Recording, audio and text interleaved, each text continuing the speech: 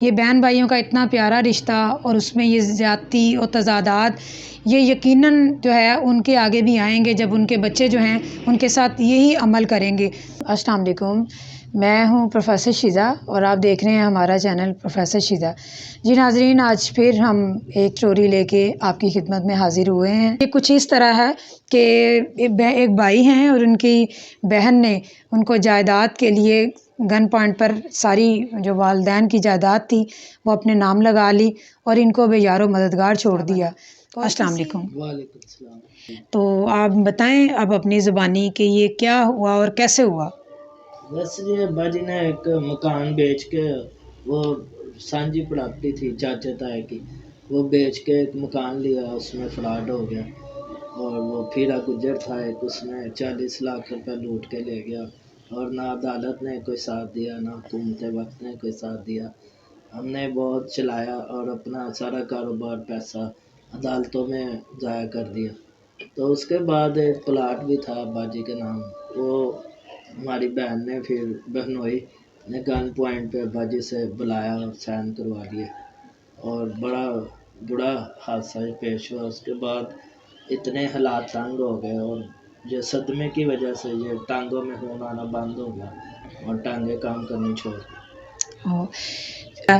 بس یہ لالچی دنیا ہو گئی ہے، بس بہن بھائی کا خون سفید ہو چکا ہے اور اس کو پتہ تھا کہ میرے بھائی بیمار ہو گئے، پھر بھی اس نے یہ کام کرنے سے منع نہیں ہوئی اور بہنوئی نے لالچ کے زمرے میں اپنے اسے بھی تریاں لگائیں کہ تمہیں طلاق دے دوں گا یا تمہیں چھوڑ دوں گا۔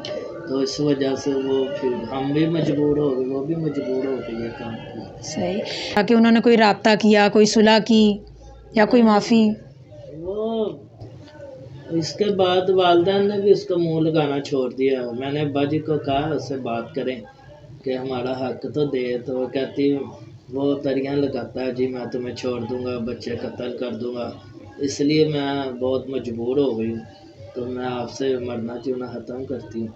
تو ہم نے کہا ٹھیک ہے، پھر اللہ تعالیٰ کو دیکھ رہا ہے نا کہ اس کی بھی عدالت ایک دن لگنی ہے، سب کو دنیا کا مال ہے، دنیا میں رہ جانا۔ جی اگر تم ایسے کرو گی تو تمہاری اولاد بھی ہے اور اس کے سامنے بھی یہ ساری باتیں آئیں گی، تو ایک دن اللہ تعالیٰ بھی حساب لے گا۔ ہم نے بھی چھوڑ دیا۔ بالکل، یہ تو مکافات عمل ہے۔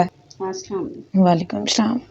جی بس یہ اتنی پریشانی تھی کہ یہ ان کو ایک دم سے فالج ہو گیا اور ہم سب کچھ تو ہمارا ختم ہو گیا نا، گھر بار ہر چیز ہماری ختم ہو گئی اور ہم رینٹوں پر آ گئے اور رینٹ بھی نہ نکلے، نہ کاروبار رہا، نہ گھر رہا، نہ کچھ رہا، بس بچیاں بھی اسی طرح ہی دیکھتی رہیں، گھر میں کھانے کے لیے کچھ نہیں ہوتا تھا۔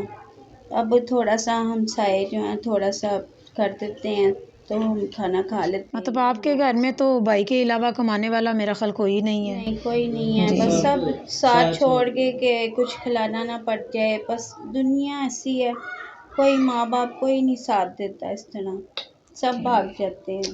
میں تو کہتی ہوں تھوڑا سا ٹھیک ہو جائیں تو اپنے کام میں شروع ہو جائیں، یہ ہمارے پہلے جیسے حالات ہو جائیں، ہم تو بہت پریشان ہوتے ہیں کہ کیسے ہماری زندگی گزرے گی آگے کیسے۔ جی ناظرین، یہ تو مکافات عمل ہے کہ جو رشتے میں جس طرح بویا جاتا ہے وہی کاٹنا بھی پڑتا ہے۔ یہ بہن بھائیوں کا اتنا پیارا رشتہ اور اس میں یہ زیادتی اور تضادات یہ یقیناً جو ہے ان کے آگے بھی آئیں گے جب ان کے بچے جو ہیں ان کے ساتھ یہی عمل کریں گے۔ اس کے ساتھ ہی ہمیں اجازت دیجیے، اللہ حافظ۔